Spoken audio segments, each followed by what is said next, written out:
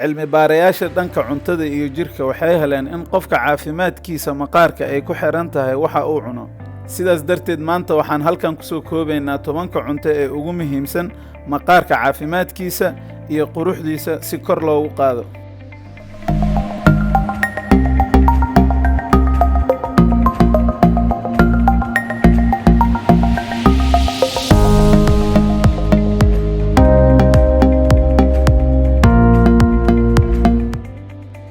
السلام عليكم ورحمة الله وبركاته. كسو دوادا جنالك الدكتور أحمد يوسف كتخصصي عذرات جود إينا في مرينكا أما عذرات كودع فيره. هدي أد جنالك كعصوب كاي فضلا سبسكرايب ده سيادنا على سعة مر والبفضلا ريح جنب الالك. ما أنتو حاكا هدلي دونا طبانك عنتا مقارك قرحيو. jirka caafimaad qabkiisa waxaa muhiim u ah nafaqada uu helo. nafaqa la'aanta waxay dhibaateyn kartaa shaqada xubnaha jirkeena ugu muhiimsan. sidoo kale waxa aad cunto waxay saameyn weyn ku leedahay xubin muhiim ah taasoo shaqo badan jirkeena u qabato waana maqaarka. cilmi baarayaasha dhanka cuntada iyo jirka waxay heleen in qofka caafimaadkiisa maqaarka ay ku xiran tahay waxa uu cuno. sidaas darteed maanta waxaan halkan kusoo koobaynaa 10 cunto ee ugu muhiimsan maqaarka caafimaadkiisa iyo quruxdiisa si kor loogu qaado. cuntada koowaad roomaanka waxaa ka buuxa antioxidants kuwaasoo nadiifiya maqaarka wixii wasakh ah oo soo galo. sidoo kale waxaa jira maadooyin fududeeya in la bedelo unugyada duqoobay ee maqaarka laguna bedelo unugyo cusub ayadoo la kicinayo unugyo la yiraahdo keratinocytes. waxayna hadhow horseedayaan inuu qofka maqaarkiisu uusan duqoobin sidoo kalena uu waayeel u ekaanin. isku day haddii aad heli karto isticmaalka roomaanka aad ayay u badan yihiin faa'iidooyinkooda dhan walbeeto siiba maqaarka.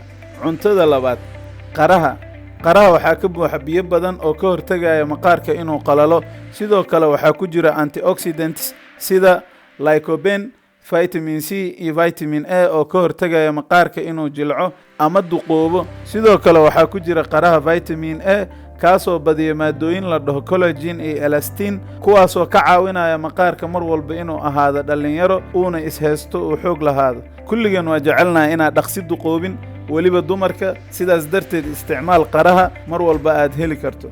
cuntada saddexaad yaanyada waxaa ka buuxa vitamin C, maado la yiraahdo lycopene, beta carotene iyo lutein. kulligood maadooyinkan waxay ka hortagaan inuu maqaarka miid yeesho ama duqoobo. sidoo kale wuxuu difaacaa maqaarka wuxuuna ka difaacaa waxyaabaha dhibaateeyo sida ultraviolet light-ka qoraxda.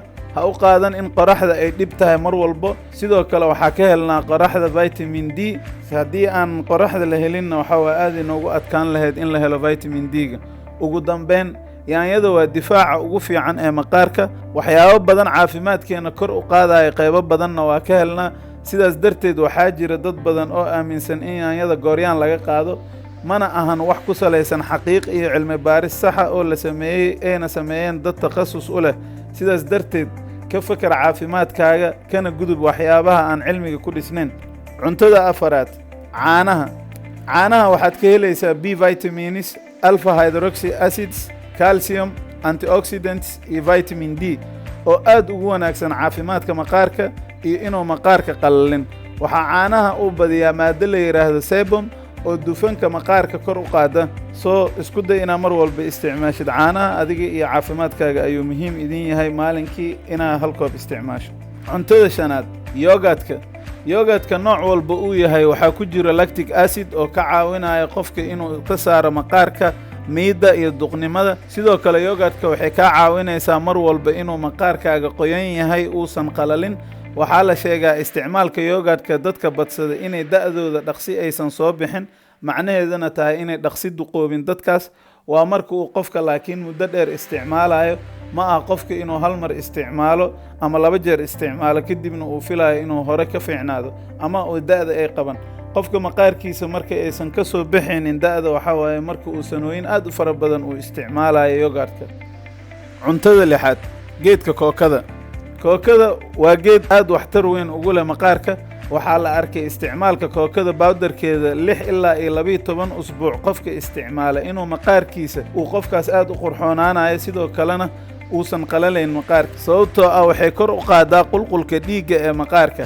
haddii aadan geedka si toos u heli karin kookada isku day inaad isticmaashid dark chocolate-ka ama shukulaatada madow maalinkii 20 garam oo ka mid ah. ka badan ha isticmaalin sababtoo ah shukulaatada waxaa ka buuxa sokor aad u fara badan, taasoo caafimaadkaaga dhib weyn u geysan karto, mararka qaarna xaalado halis ah kuu keeni karto. sidaas darteed waxaa lagula taliyaa dadka raba in quruxda maqaarkooda ay kor u qaadaan inay isticmaalaan 20 garam maalinkii oo dark chocolate ah si ay uga faa'iideystaan kookada ku jirto, sidoo kalena ay isaga yareeyaan sokorta faraha badan ee la socota shukulaatada. ugu dambeyn, cilmi baaris la sameeyey waxaa lagu helay in geedka kookada uu ka hortago in maqaarka uu duqoobo ama miid uu yeesho.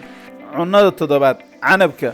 waxaa canabka ku jiro weliba nooca gaduudan maaddo la yidhaahdo resveratrol. maaddadan waxay qabataa waxyaabo badan. waxaa ka mid ah waxyaabaha ay maqaarka u qabato inay ka hortagto inuu maqaarka duqoobin. sidoo kaleeto maaddadan waxay ka hortagaysaa waxyaabaha dhibaya maqaarka sida maadooyinka soo gala qofka marka uu cunooyinka qaar ee wasaqda ah uu cuno, sidoo kale marka uu isticmaalo kareemooyinka qofka maqaarkiisa dhibaateynayo. kiimikaaliska markaas usoo gudbo maqaarka ayay markaas ka hortagaan, oo aad ayay muhiim ugu tahay canabka inuu qofka isticmaalo haddii uu isticmaalo waxyaabahan dhibayo maqaarka, hadday ahaan lahaayeen kareemooyinka qaar ee gabdhaha isticmaalaan oo laisku caddeeyo, ama haddii ay ahaan lahayd cunooyinka qaar oo qofka dhibayo inuu markaas isticmaalo. cuntada 8aad, ukunta. ukunta waxaa ku jira maaddo la yidhaahdo lutein, taasoo caawinaysa maqaarka inuu qalalin uu qurxoonaado, sidoo kalena wuxuu maqaarka qanjiradiisa uu ku caawiyaa in uu soo saaro dufankaasoo qurxinaya maqaarka. ukunta waxay kaloo leedahay borotiinis aad ugu wanaagsan maqaarka oo xoojinaya awoodda maqaarka. isku day inaad isticmaashid ugu yaraan 1 xabo ilaa 2 xabo ukun ah maalinkii si ay maqaarkaaga iyo jirkaaga intiisa kale ee u kaalmayso, maadaama faa'iidooyin badan noo leedahay. cuntada 9aad, karootada. karootada waxaa ku jira vitamin C oo leh awood ay ku raysiin karto maqaarka nabraha ka soo baxo, weliba haddii ay ahaan lahaayeen finan ama jug toos u soo gaartay maqaarka, sida in ay wax qalaan maqaarka ama inuu dhaawac soo gaaro. sidoo kale karootada waxaa jira maaddo la yidhaahdo beta carotene ee ku jiro, taasoo maqaarka ka yareynaysa caabuqa, sidoo kalena dedejinaysa raysashada maqaarka. isku day inaad badsato isticmaalka karootada maadaama inaan helna ay noo fududahay oo meel walba laga heli karo, qof walbo awoodo ilaahay siiyey. cuntada 10aad, malayga dufanka leh ama salmonka. waa cunto aad ugu wanaagsan caafimaadka sababtoo ah waxaa ka buuxa omega 3 fatty acids oo aad muhiim ugu ah inay nafaqeyso maqaarka kana hortagto inuu maqaarka qalalo. omega 3 fatty acidska waxay maqaarka ka yareysaa caabuqa, finanka, findoobka, sidoo kale waxay ka hortagtaa qayb ka mid ah iftiinka qoraxda oo dhibaateeya maqaarka sida ultraviolet light-ka. cilmi baaris ayaa la sheegay isticmaalka saliidda malayga in ay la dagaasho cudurrada maqaarka sida psoriasiska. waxaa kaloo ka buuxa saliidda malayga vitamin E oo aad muhiim ugu ah maqaarka. sidoo kale waxaad ka helaysaa malayga borotiinis aad ugu fiican caafimaadka maqaarka. ugu dambeyn, waxaa ku jira malayga maaddo la yidhaahdo zinc oo ka hortagaysa caabuqa nabraha, sidoo kalena dedejinaysa inuu maqaarka si dhaqsiya ku raysto marka uu dhib soo gaaro. wax walba aad cunto waxay saameyn ku leedahay caafimaadkaaga. isku day inaad isticmaasho cuntooyinkan aan soo sheegay si aad u nafaqayso maqaarkaaga kagana hortagto caabuqa iyo waxyaabaha dhibaya maqaarka. sidoo kalena cuntooyinkan waxay kuu qurxinayaan maqaarkaaga. intaas waa talo caafimaad. wax walba si aad u qabatid waxaad u baahan tahay inaad ku baraarugsan tahay, og tahay. sidaas darteed waxaan mar walba idinla garab taagannahay inaan idin siino talooyin caafimaad ugu wanaagsan oo la hubo kuna salaysan aqoon la xaqiijiyey, qof walbana heli karo. waxaan idin rajaynayaa inaad ka faa'iideen fiidiyogan.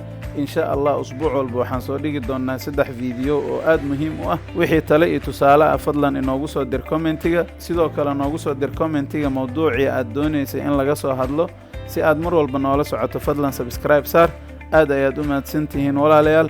waa inoo mar kale iyo fiidiyo kale insha allah. wasalaamu calaykum waraxmatullaahi wabarakaatuh.